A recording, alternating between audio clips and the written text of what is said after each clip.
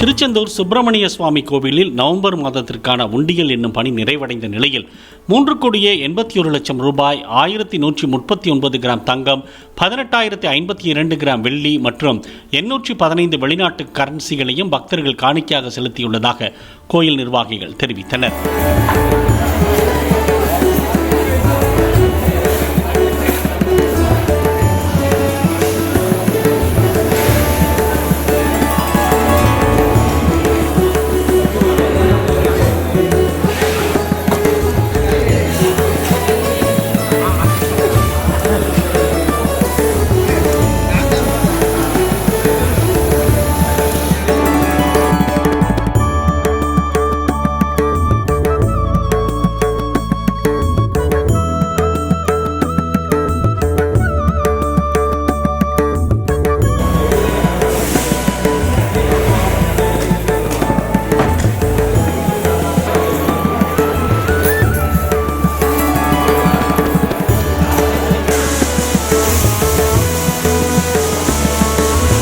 Play store மற்றும் app ஸ்டோரில் இருந்து பாலிமர் செயலியை QR கோடு மூலம் பதிவிறக்கம் செய்யுங்கள்.